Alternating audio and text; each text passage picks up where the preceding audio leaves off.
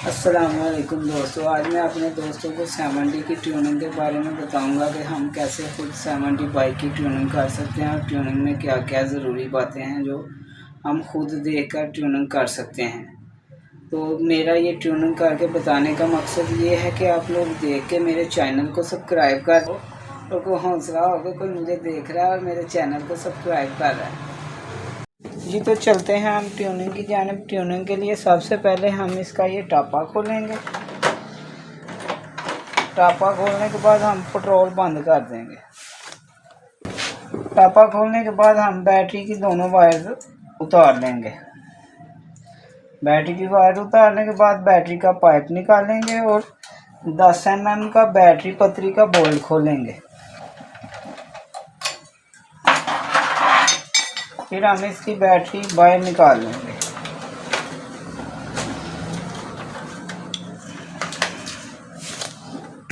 इसके बाद हम कार्बोरेटर के 8 mm के दोनों बोल्ट खोलेंगे।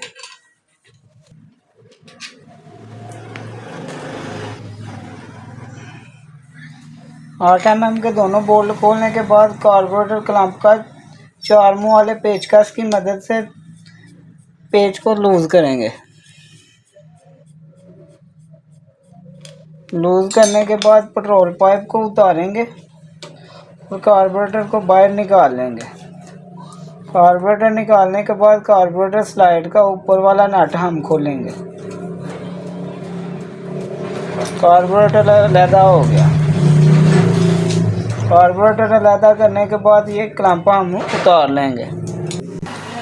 कार्बोरेटर उतारने के बाद हम इसका फिल्टर लोटा निकालेंगे। अगरचे बाइक यूरो है तो यूरो की डब्बी से हम यूरो का पाइप उतारेंगे। सबसे पहले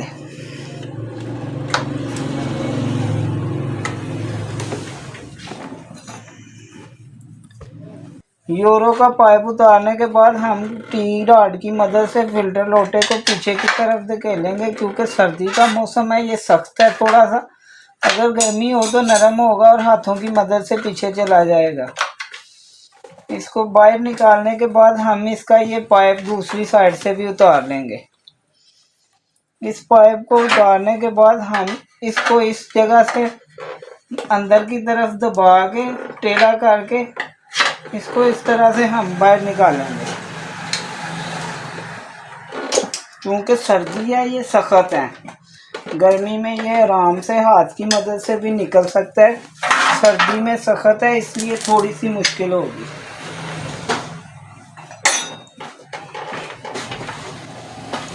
फ़िल्टर बोतल हमने मुकम्मल निकाल ली है। फ़िल्टर बोतल को निकालने के बाद हम इसका 4 मुंह वाले पेचकस की मदद से ये स्क्रू लूज करेंगे। स्क्रू लूज करने के बाद हम बोतल को निकालेंगे। बोतल निकालने के बाद हमारा फ़िल्टर डस्ट से भरा पड़ा है। इस फ़िल्टर को हम रिप्लेस करेंगे। क्योंकि हवा मार के इसको साफ़ कर सकते हैं, लेकिन सफाई करने के हवा मारने से फ़िल्टर की सफाई सही तरीके से नहीं होती और इतनी महंगी चीज़ नहीं है कि हम इसको रिप्लेस ना करें। हम इस फ़िल्टर को रिप्लेस करेंगे। कपड़े की मदद से हम फ़िल्टर लोटा और फ़िल्टर बोतल को साफ़ करेंगे। क्योंकि आम ज़बान में इसे फ़िल्टर लोटा ही कहा जाता है। ये फ़िल्टर का होज पाइप है, लेकिन इसको आम ज़बान में फ़िल्टर लोटा कहा जाता है।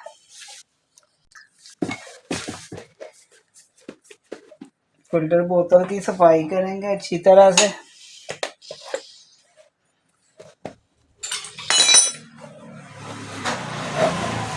फ़िल्टर बोतल और फ़िल्टर लोटे की सफाई करने के बाद फ़िल्टर लोटा, ये कार्बोरेट मोटरसाइकिल का फ़िल्टर लोटा है, कोई और फ़िल्टर लोटा ना समझ बैठे ये मोटरसाइकिल का फ़िल्टर लोटा है। इसके बाद हम फ़िल्टर रिप्लेस करेंगे और फ़िल्टर हमें होंडा का इस्तेमाल करना चाहिए, क्योंकि साउंड और पिक में बाइक बेहतर रहती है।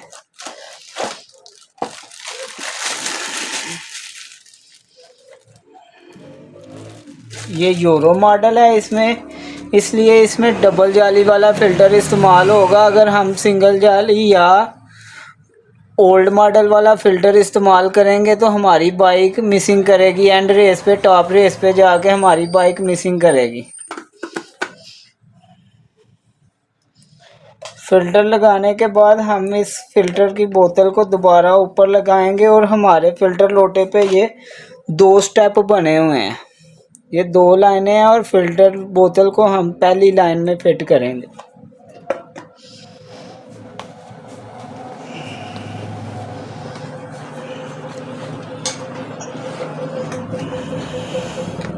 पहली लाइन में फिट करने के बाद फ़िल्टर की बोतल में ये जो बारीक सुराख है, इसको हम नीचे की जानिब, ये होस पाइप की जो पाइप कार्बोरेटर की जानिब जा रहा है, उस पाइप की तरफ हम इस सुराख को रखेंगे, क्योंकि दोस्तों इस सुराख का बहुत अहम मकसद है।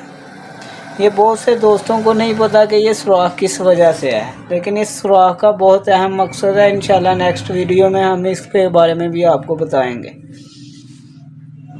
और हम ये 4 मुँह वाले पेचकस की मदद से इस पेच को टाइट कर देंगे।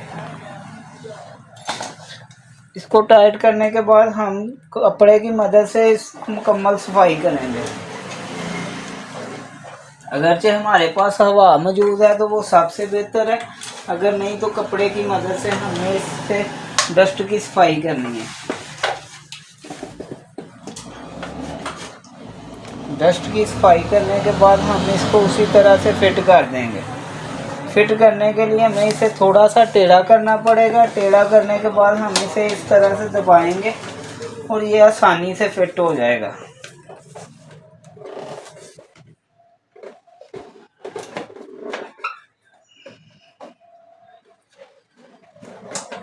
इसको आधा फिट करने के बाद दोबारा हम यूरो का पाइप जो है वो फ़िल्टर लोटे के ऊपर पहले लगाएंगे।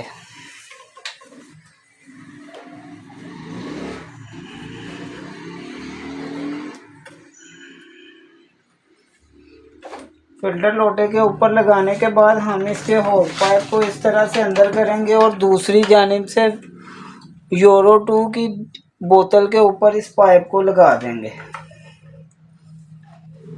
पाइप लगाने के बाद इस पाइप को हम बाहर निकाल लेंगे। इसको बाहर निकालने के बाद ये इसका हवा वाला पाइप है जो हम यहाँ से इसको लगाएंगे। ये कुछ फ़िल्टर का फिट होता है, लेकिन अगर टूट गया हो तो ये दोबारा रिप्लेस होकर इस तरह से लगा होगा।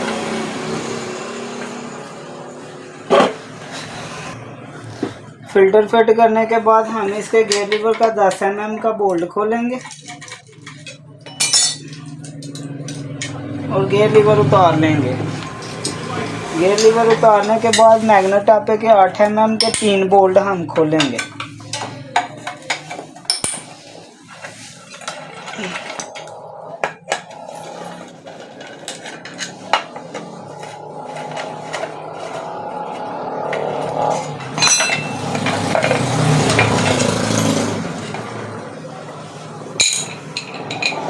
मैग्नेट टापा अलहदा कर लेंगे। मैग्नेट टापा अलहदा करने के बाद हम इसका चैन कवर भी उतार लेंगे।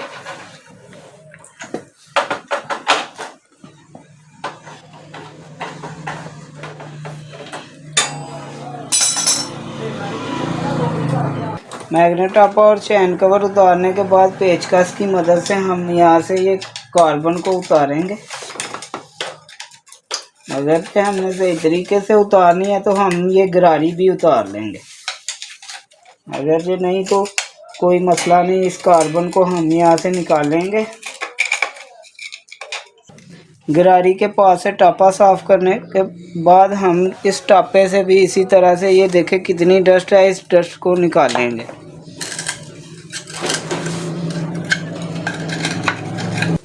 टापे सफाई के बाद अब हमारा अमल आ जाता है वॉशिंग का। वॉशिंग के लिए हम सबसे पहले अपना कार्बोरेटर साफ़ करेंगे ताकि हमारा कार्बोरेटर में कचरा कम से कम हो।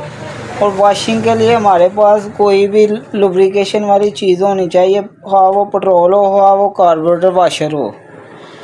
इसलिए हम इसको पेट्रोल से साफ़ करेंगे पहले।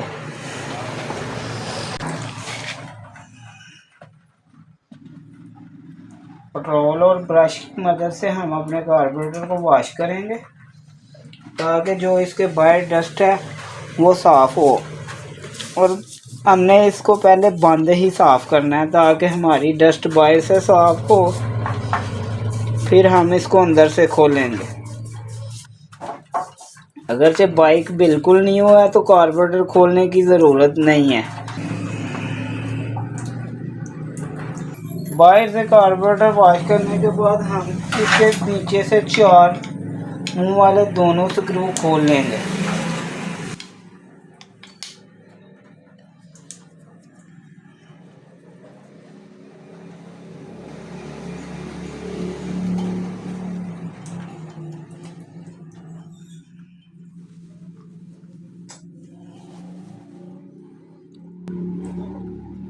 कार्बोरेटर खोलने के बाद ये देखें हमारे कार्बोरेटर में कचरा बहुत ज़्यादा है।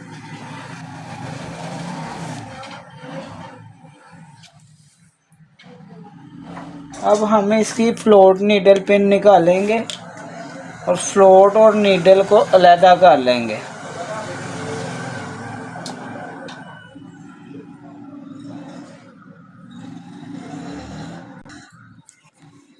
इसको अलग करने के बाद हम कार्बोरेटर के अंदर से सफाई करेंगे पेट्रोल से।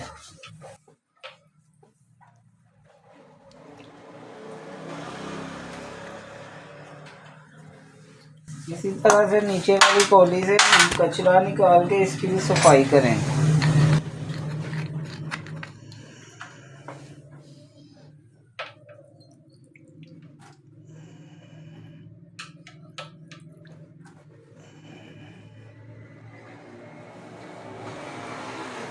इन दोनों चीज़ों की सफाई करने के बाद अगरचे हमें महसूस हो रहा है कि जेट में कचरा है तो फिर हम ये दोनों जेट खोल के साफ़ करेंगे, वरना हमें जेट खोलने की ज़रूरत नहीं है। क्योंकि हम बार बार इन जेट को खोल के साफ़ करेंगे तो हमारे ये जेट और कार्बोरेटर की कारकर्दगी मुतासर होगी। कार्बोरेटर को वॉश करने के बाद हम इन 3 सुराखों में हल्की हल्की हवा मारेंगे कि कोई कचरा वगैरह हो तो वो निकल जाए। हवा के बाद हम उसी तरह से नीडल और फ्लोट को फिट करेंगे। हमारी नीडल इस सुराख में फिट होगी। फ्लोट और नीडल फिट करने के बाद नीडल पिन फ्लोट पिन को हम इस तरह से लगाएंगे। फ्लोट पिन सेंटर में लगाने के बाद हम कार्बोरेटर को उसी तरह से बंद कर देंगे। और बंद करने के लिए हमारा ये रिंग ठीक होना ज़रूरी है और अपनी जगह पे बैठा होना ज़रूरी है, वरना कार्बोरेटर हमारा लीक करेगा। और फिटिंग के दौरान इस चीज़ का ख्याल रखें कि ये थोड़ी सी तंग है और ये थोड़ी सी जगह ज़्यादा है। और इसी तरह से हमने कार्बोरेटर की कोली को भी फिट करना है। कार्बोरेटर कोली रखने के बाद दोनों 4 मुंह वाले पेच हम टाइट कर देंगे।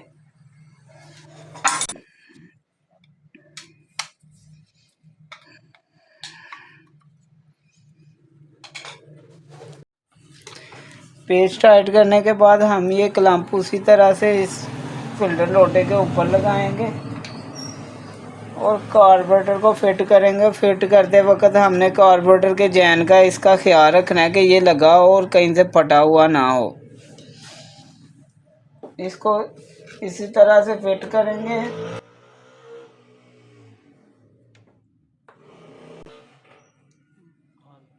कार्बोरेटर फिल्टर लोटा में लगाने के बाद हम इसकी स्लाइड को फिट करेंगे। और स्लाइड फिट करने के लिए हमें इस चीज़ का ख्याल रखना है कि ये छोटा कट हमारा, हाँ वो कोई भी बाइक हो, 70 हो, 125 हो, छोटा कट हमारा रेस वाले मिक्सचर वाली साइड पे आएगा।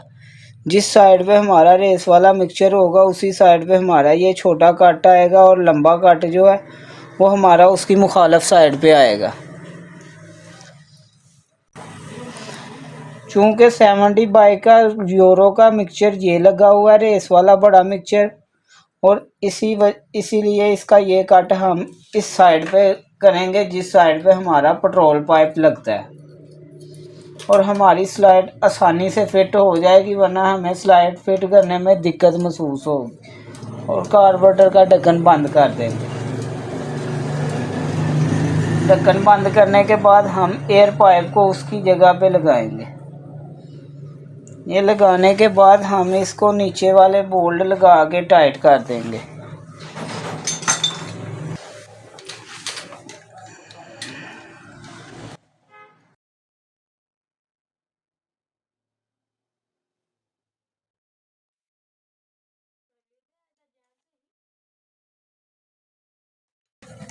आठ mm के दोनों बोल्ट टाइट करने के बाद हम इसका पेट्रोल पाइप लगाएंगे दोबारा, और ब्लो वाला पाइप जो यहाँ से निकला है उसको यहाँ पे फिट करेंगे। यहाँ पे फिट करने के बाद 4 मुँह वाले पेचकस की मदद से हम इस क्लैंप के पेच को टाइट करेंगे।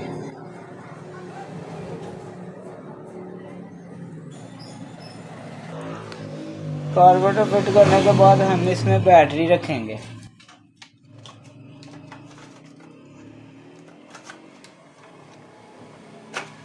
बैटरी में रखने से पहले हम बैटरी का पानी चेक कर लेंगे। हाँ, वो पूरा है, इस बैटरी का पानी बिल्कुल पूरा है और बैटरी बिल्कुल ठीक है। बैटरी रखने के बाद न्यूट्रल वाली साइड पे हम न्यूट्रल की वायर लगाएंगे, और न्यूट्रल की वायर सब्ज़ वायर है, सब्ज़ वायर को सब्ज़ वायर में लगाएंगे और रेड वायर को रेड वायर में लगाएंगे। बैटरी की वायर्स लगाने के बाद हम बैटरी की पतरी को लगाएंगे और बैटरी ब्रैकेट की इस टेप को हम बाहर की तरफ निकालेंगे और 10 mm का बोल्ट लगा के टाइट कर देंगे।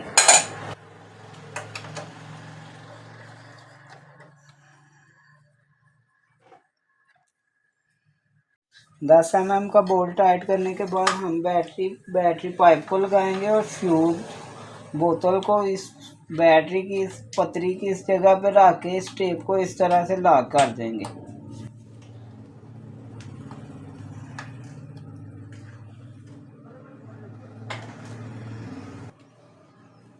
और दोबारा से टापा लगा देंगे। इसके बाद हमारा अमल आ जाता है टैपट का। टैपट करने के लिए हम दोनों टैपट कवर को 17 mm की चाबी या गोटी की मदद से खोलेंगे।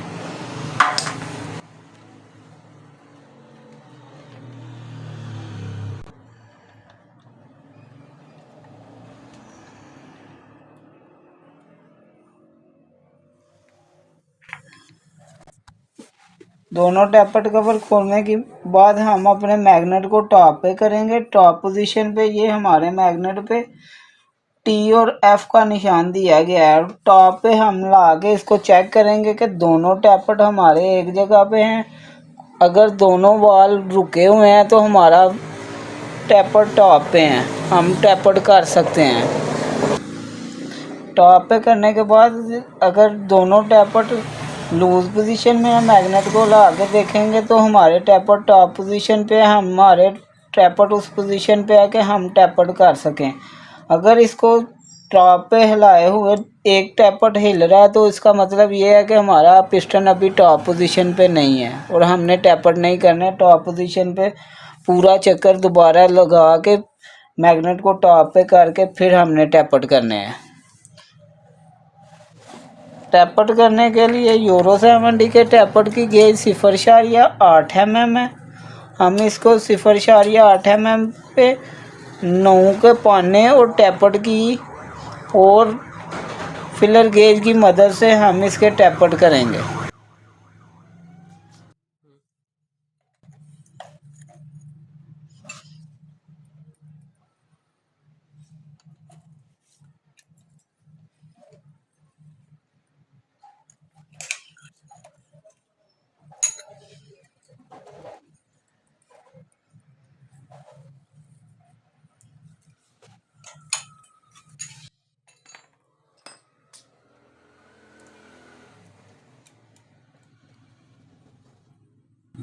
टैपट करने के बाद हम इसके नीचे से ये गेज गुजार के चेक करेंगे। अगर से हमारी गेज सही तरीके से गुजर रही है, बहुत ज़्यादा टाइट नहीं है, बहुत ज़्यादा लूज़ नहीं है, तो हमारे टैपट बिल्कुल ठीक है।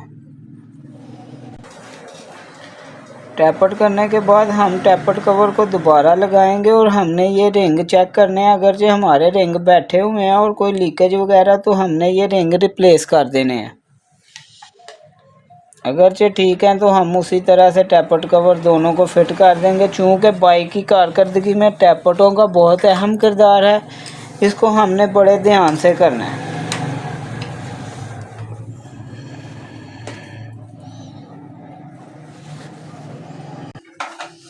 टैपट करने के बाद हम इस गरारी वाली जगह को वॉश करेंगे। हमारी ये गरारी साफ़ हो गई है, हम अब इस टापे को साफ़ करेंगे। टापा हमने साफ़ कर लिया पेट्रोल से। इसके बाद हम 14 mm के दोनों इंजन के एक्सल चेक करेंगे।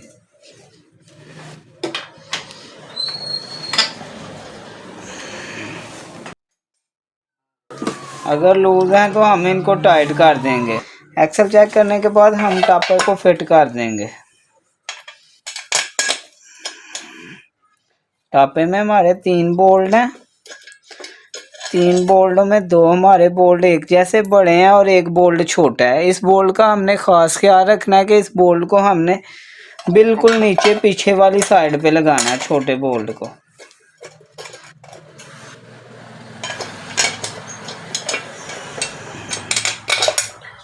टापे के तीनों बोल्ट हम टाइट कर देंगे।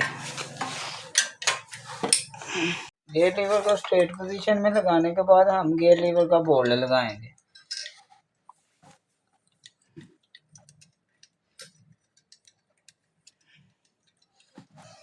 गियर लीवर को हम टाइट कर देंगे।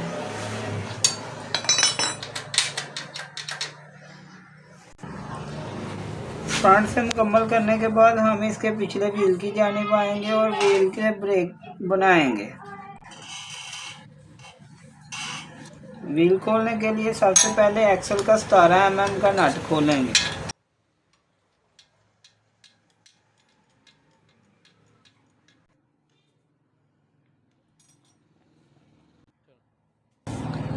एक्सल का नट खोलने के बाद हम इस चूड़ी को उतारेंगे और ब्रेक के नट को खोलेंगे।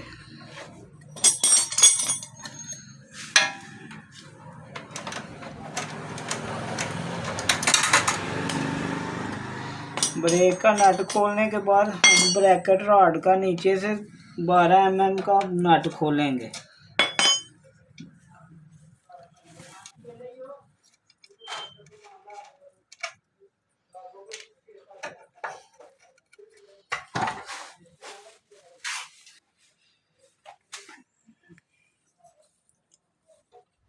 ब्रेक शू पतरी का नट खोलने के बाद हम एक्सल को बाहर निकालेंगे और एक्सल निकालने के बाद हम गोड को निकाल के व्हील को थोड़ा सा पीछे की तरफ घुमा के हम इस व्हील को बाहर निकाल लेंगे। बाहर निकालने के बाद हम ब्रेक शू प्लेट को बाहर निकालेंगे और इसके ब्रेक शू चेक करेंगे। हाँ, अगर ब्रेक शू ठीक है तो हम इनकी सफाई करके एमरी पेपर की मदद से इसकी सफाई करके और हब की सफाई करके इनको दोबारा फिट कर देंगे। ब्रेक मार की मदद से हम अच्छी तरह से ब्रेक शू को साफ कर लेंगे।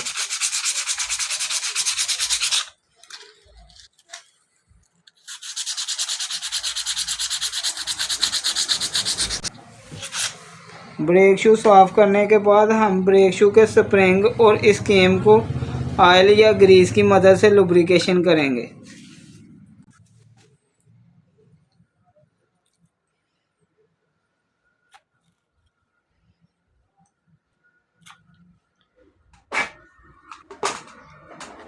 लुब्रिकेशन करने के बाद केम लीवर को यहाँ से हम साफ कर लेंगे कि ग्रीस यहाँ पे ना हो।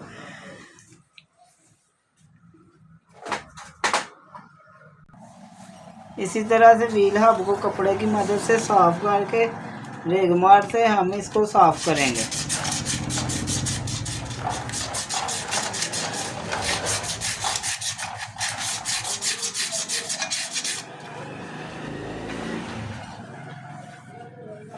चूँकि व्हील हमने खोला है और हम इसके बैरिंग भी चेक कर लेंगे। बैरिंग में अगर प्ले है तो बैरिंग चेंज कर दें, अगर प्ले नहीं है तो ठीक है।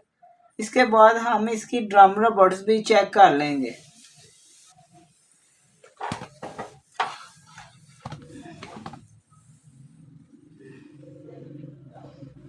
ड्रम रबड़ चेक करने के बाद हम इसके गरारी का बैरिंग भी चेक कर लेंगे। ये सब कुछ चेक करने के बाद हम इसको ब्रेक शू प्लेट को उसी तरह से व्हील में लगाएंगे और व्हील को फिट कर देंगे।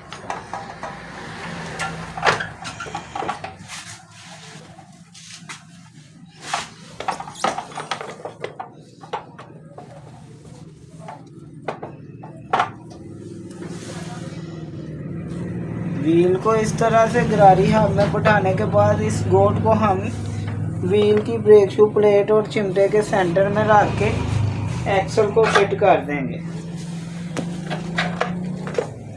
एक्सल फिट करने से पहले एक्सल को हल्की सी लुब्रिकेशन कर लें, साफ करके ऑयल की मदद से हल्की सी लुब्रिकेशन कर लें।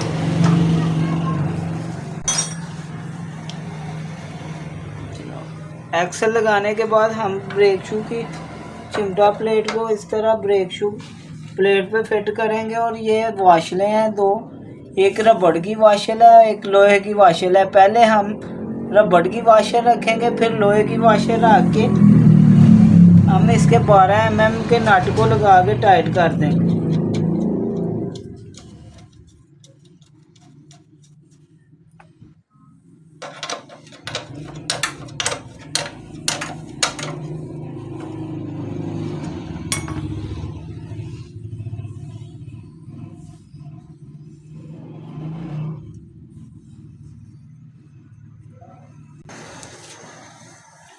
12 mm का नट टाइट करने के बाद केम लीवर में ब्रेक का ये ड्रम लगाएंगे। ड्रम लगाने के बाद ब्रेक रॉड को इसमें फिट करेंगे और ब्रेक के 14 mm के नट को लगा देंगे। ब्रेक नट लगाने के बाद हम चिड़ी को उसी तरह एक्सल के ऊपर लगा के एक्सल का नट फिट कर देंगे।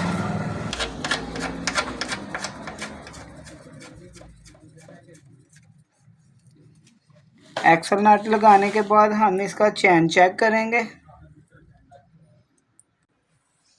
हमारा चैन लूज़ है, हम चैन को टाइट करेंगे और टाइट करने से पहले हमने इसको लुब्रिकेशन करनी है। इंजन ऑयल की मदद से हम चैन को लुब्रिकेट करेंगे। अगर जो चैन हमारा नया है तो हम इसको ग्रीस से लुब्रिकेट करेंगे।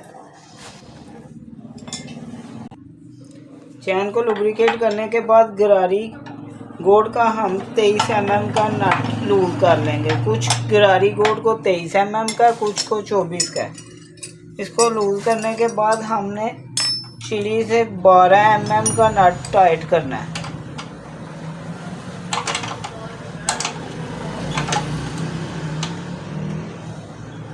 दोनों साइडों से हमने बराबर से 12 mm के नट को टाइट करना है चिड़ी के। टाइट करने के बाद हमने चैन में फी प्ले रखनी है कि चैन हमारा ज़्यादा टाइट ना हो और घुमा के हमने देख लेना कि हमारा चैन ज़्यादा टाइट ना हो। चैन टाइट करने के बाद हम चैन को ऊपर दबा के थोड़ा सा 23 mm का नट दोबारा टाइट करेंगे। 23 mm का नट टाइट करने के बाद हम 17 mm का एक्सल का नट भी टाइट कर देंगे।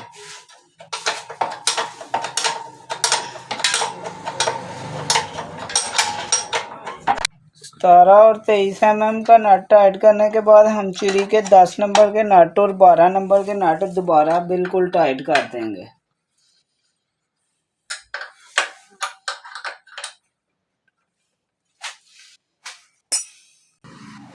चैन टाइट करने के बाद हम अपनी ब्रेक को टाइट करके दोबारा चेक कर लेंगे।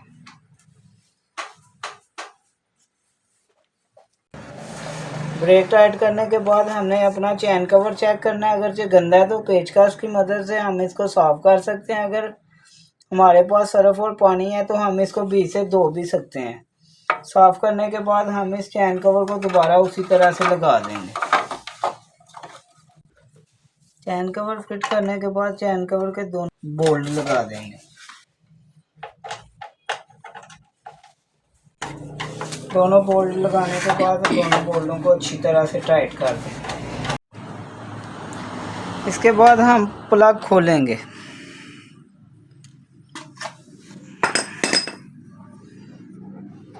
प्लग खोलने के बाद हम प्लग को चेक करेंगे। अगर जो प्लग हमारा खुश्क है, कार्बन है, तो प्लग को साफ़ करेंगे। अगर प्लग पे ऑयल है तो प्लग को हम रिप्लेस कर देंगे। प्लग को हमने साफ़ करना है। पुरानी क्लच की वायर की या एमरी पेपर की मदद से हम प्लग को साफ़ करेंगे। अगरचे हमारे पास तार ब्रश मौजूद है तो हम उससे प्लग को साफ़ करेंगे। प्लग साफ़ करने के बाद हमने प्लग के गैप का बहुत ख्याल रखना है कि प्लग के गैप हमारा ठीक हो। प्लग के गैप का हमने ख़ास ख्याल रखना है, प्लग का मुंह जुड़ा हुआ ना हो और ज़्यादा खुला हुआ ना हो। प्लग में गैप ज़रूरी है। प्लग को साफ़ करने के बाद प्लग को हम उसी तरह से लगा देंगे। और प्लग लगाने के लिए हमने सबसे पहले प्लग की पहली चूड़ियाँ हाथ से लगानी है। चूँकि अगर हम गोटी या पाने की मदद से प्लग की चूड़ियाँ लगाएंगे तो चूड़ी टेढ़ी होने से हमारे प्लग का बुश ख़राब हो सकता है। प्लग की चंद चूड़ियाँ हाथ से लगाने के बाद हम इसको 16 mm की गोटी की मदद से टाइट कर देंगे।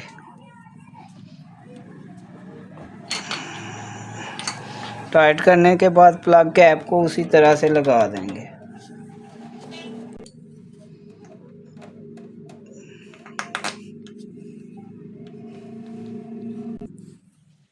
इसके बाद हम इसकी ब्रेक, क्लच और रेस की वायर को ऑयल की मदद से लुब्रिकेट करेंगे। तीनों केबलें हम खोल के इनको ऑयल से लुब्रिकेट करेंगे और साफ़ ऑयल से लुब्रिकेट करेंगे।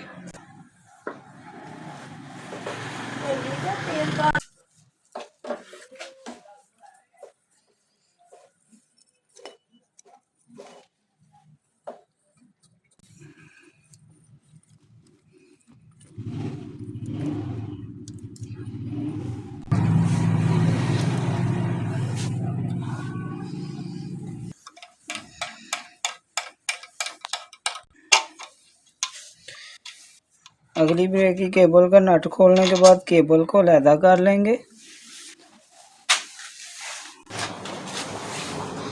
इसी तरह से हमने तीनों केबलों को ऊपर से खोल लिया और नीचे से भी अलहदा कर लिया है। और हम इनको ऑयल की मदद से लुब्रिकेट करेंगे।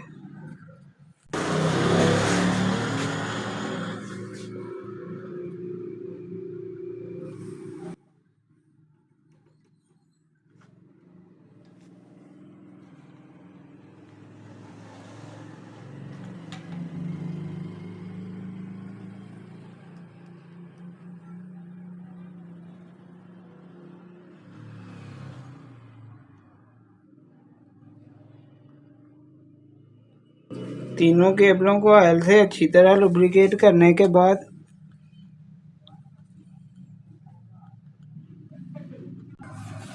हम इनके लीवर को भी कपड़े की मदद से साफ़ कर लेंगे।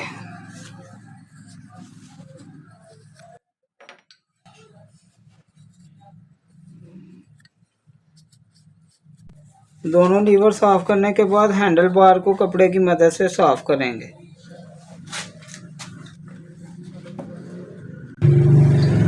लीवर को साफ़ करने के बाद हम इनको हल्की हल्की ग्रीस लगाएंगे। ग्रीस लगाने के बाद हम दोबारा इनको उसी तरह से फिट कर देंगे।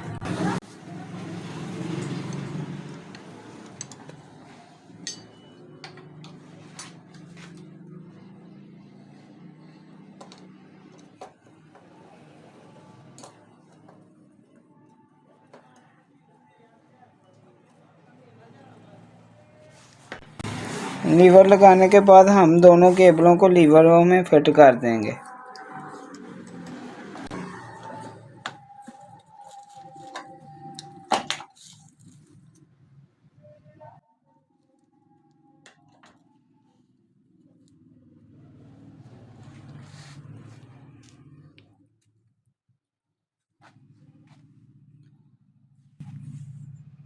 दोनों केबलों को फिट करने के बाद हम रेस केबल को रेस की डब्बी के ऊपर लगाएंगे।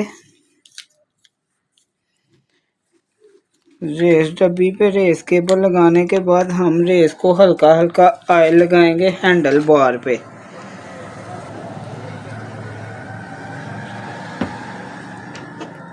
हैंडल बार पे ऑयल लगाने के बाद रेस मुट्ठी को लगा के हम रेस की केबल को रेस की मुट्ठी में फिट करेंगे। इस मुट्ठी में फिट करने के बाद ऊपर वाली साइड पे हम हल्की हल्की ग्रीस लगाएंगे। हमने यहाँ पे ज़्यादा ऑयलिंग नहीं करनी क्योंकि ये ऑयल हमारे कपड़ों पे गिरेगा। अगर हम ज़्यादा ऑयल लगाएंगे, बिल्कुल हल्का ऑयल लगाने के बाद, ग्रीस लगाने के बाद हम रेस डब्बी को दोबारा फिट कर देंगे।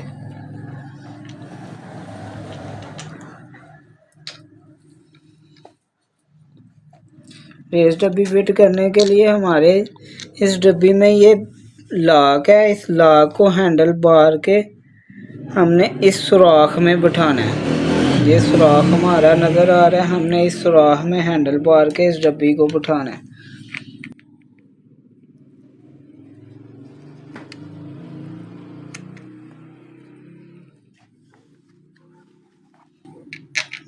इसको बिठाने के बाद हम इसके पेच टाइट कर देंगे।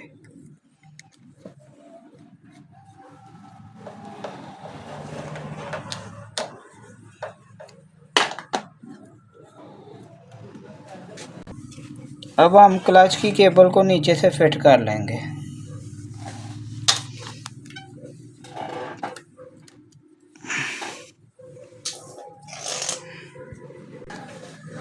क्लच की केबल हमने फिट कर ली है।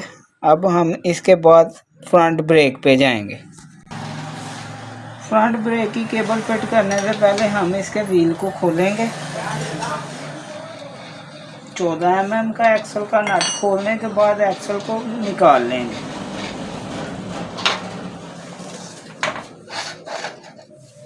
एक्सल निकालने के बाद गाड़ी को थोड़ा सा ऊपर उठाएंगे और व्हील को आगे की तरफ धकेल के हम ब्रेक शू प्लेट को अलहदा कर लेंगे।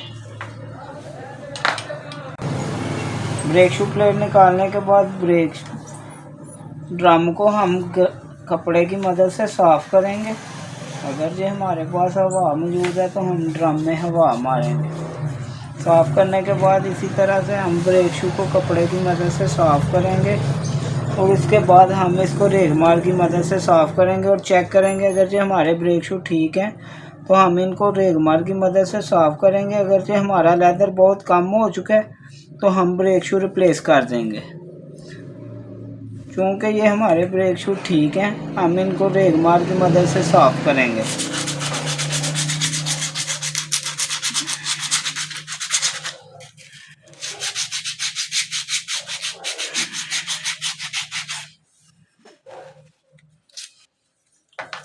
ब्रेक शू साफ़ करने के बाद हम ड्रम में भी रेगमार लगाएंगे।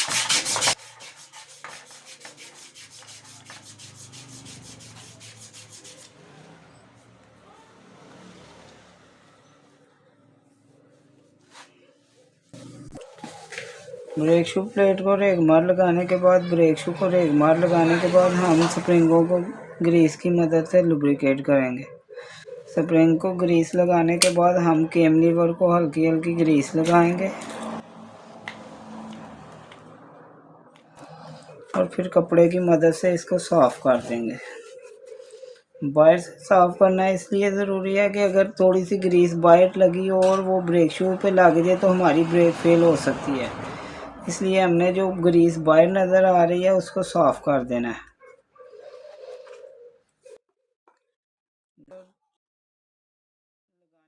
रेगमार लगाने के बाद हम ब्रेक शू प्लेट को उसी तरह से बीच लगाएंगे और अपने एक्सल को साफ़ कर लेंगे। एक्सल साफ़ करने के बाद इसको ऑयल या ग्रीस की मदद से हल्का हल्का लुब्रिकेट करेंगे।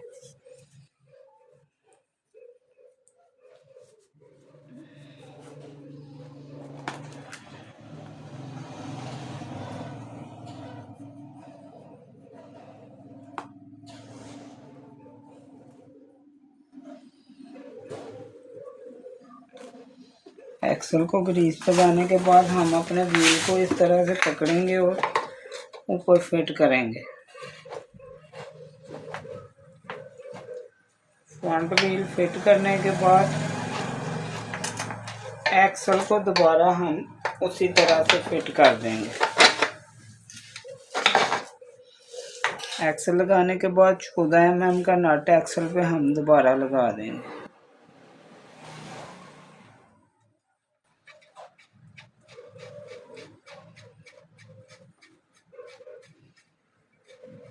14 mm का नट बिल्कुल टाइट करने से पहले हम ब्रेक शू प्लेट में ब्रेक केबल को फिट करेंगे।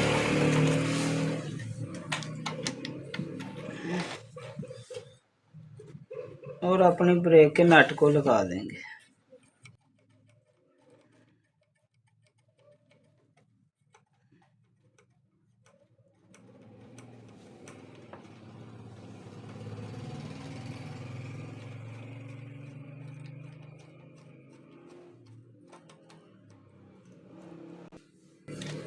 ब्रेक नट लगाने के बाद हम व्हील को घुमा के ऊपर से ब्रेक दबा के एक्सल को टाइट कर देंगे।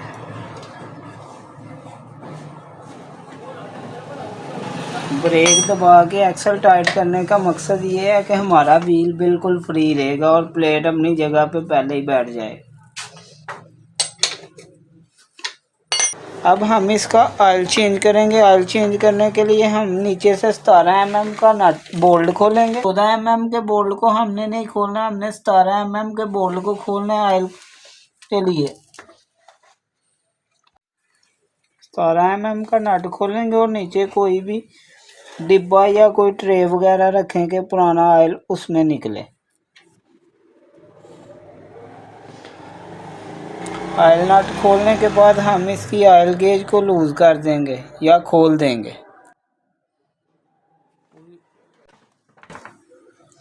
ये इसकी ऑयल गेज है, हम प्लास की मदद से इस ऑयल गेज को खोल देंगे।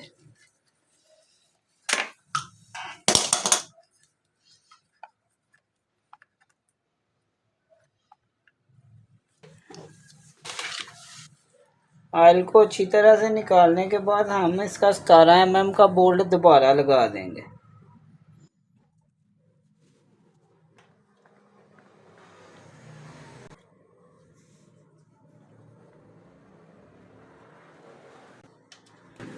$17 mm का ऑयल बोल्ट टाइट करने के बाद हम इसमें ऑयल डालेंगे। ऑयल डालने के लिए ऑयल की मदद से हम ऑयल डालेंगे और ऑयल हमने होंडा का इस्तेमाल करना है, क्योंकि होंडा बाइक के लिए बेहतरीन ऑयल होंडा का ऑयल है, जो कि कंपनी ने जदीद कंपनी ने अपनी बाइक और इसके मेयार के मुताबिक बनाया है। और ऑयल होंडा का इस्तेमाल करना है और ओरिजिनल ऑयल इस्तेमाल करना है।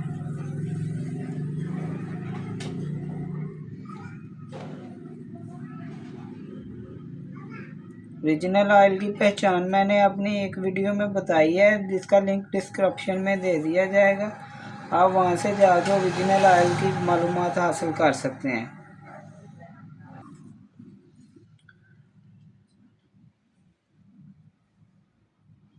और ये 70 बाइक है, इसमें 700 ml ऑयल डालना है हमने। ऑयल डालने के बाद हम ऑयल गेज की मदद से दोबारा ऑयल को चेक कर लेंगे। हाँ, हमारा ऑयल पूरा है।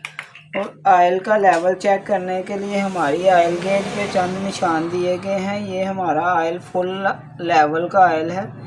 हमारा ऑयल 700 ml डालने के बाद यहाँ तक ऑयल होना चाहिए। ये हमारा ऑयल यहाँ तक पूरा है और हम इस ऑयल गेज को दोबारा से टाइट कर देंगे। ऑयल गेज को टाइट कर देंगे। गाड़ी के ऑयल डालने के बाद हम तमाम नट बोल्ट टाइट करेंगे और गाड़ी की चंद चीज़ों को लुब्रिकेट करेंगे। जैसा कि ये साइड स्टैंड है, साइड स्टैंड के बोल्ट वाली जगह पे और स्प्रिंग पे हम हल्का हल्का लुब्रिकेट करेंगे। और इसके बाद फ्रंट ब्रेक की केम को ऑयल से लुब्रिकेट करेंगे।